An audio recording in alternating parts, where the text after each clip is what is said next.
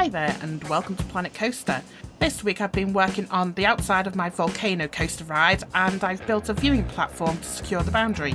This coaster is the biggest thrill ride in my park, which is a launch coaster that runs right through the centre and out the top of the volcano.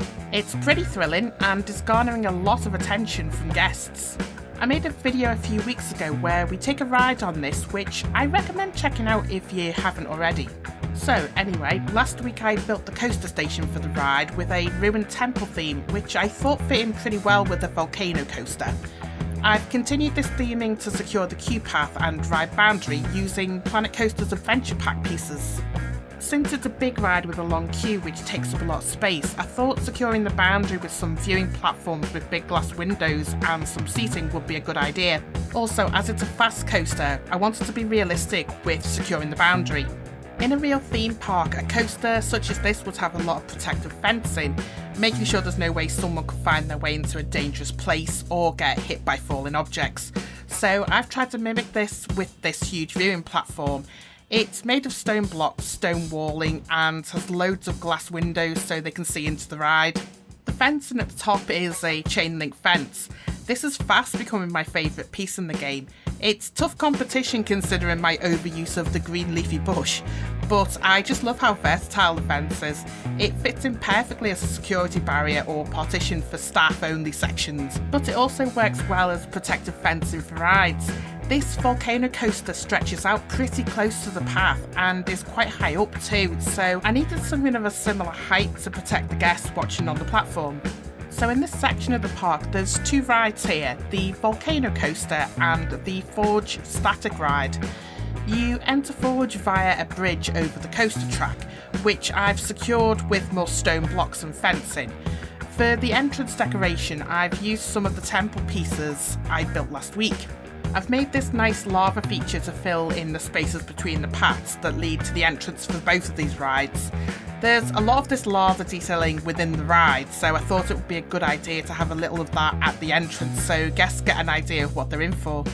This is quite simple to build with boulders and arch shapes, but it looks really good, especially at night. To finish off the entrances, I'll need to look into building some custom signs. I need to find some scenery pieces in-game that are good for this. Or I could just create a graphic design and load this into one of the big screens in the game. The arch shapes can be good for making custom signs, but what I'm finding is with the arch shapes, they're pretty big, which means the signs end up pretty big too. A solution could be checking out if there's lettering in the Steam workshop from the Theme Maker's Toolkit. I've yet to subscribe to any of the toolkit items from the workshop, so this could be a first for me. If anyone has any recommendations on good Theme Maker's Toolkit creators or specific items, feel free to drop me a comment here or let me know on Twitter. I'm looking for decent pieces that don't take up a whole bunch of memory. The other option could be to use the in-game signs and use scenery to make them fit the rides. I'll have to investigate and look into this next week. Yes, so here I'm using that leafy green bush I was talking about before.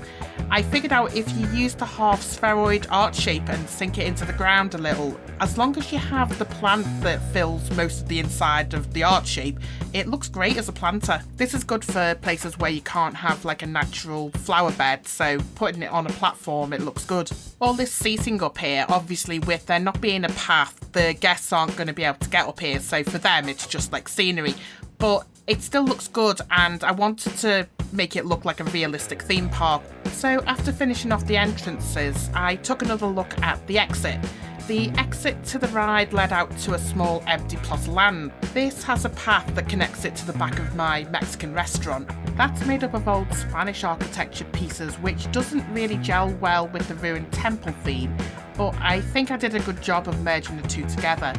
This is one of my favourite things to do in Planet Coaster, just to have two very different areas that you connect up by changing the colours. Having a solid wall and then just changing the colours on either side and the theming either side, then having an archway or a door that leads one to the other, I think that works really well. From what I've seen, they tend to do this in real theme parks as well. By the time I complete this park, I don't want there to be any empty space. I want to just stuff it full of little empty spaces with shops, theming or seating areas, so it looks like the park management have used every inch of space available to them. I think it will just be a little bit of a challenge to see if my PC can handle that many pieces and not run like a potato by that point. Anyway, that's it for today. The outside of the volcano is done. I still need to finish off the inside of the ride. It's looking a little bland for my liking and does need some more fire and flames to kick it up a notch. Let me know what you think in the comments. Next week I'll be looking at a new section of the park. That will either be a hotel build, or I think I want to get started on a water park in here as well. Thanks for watching, bye for now.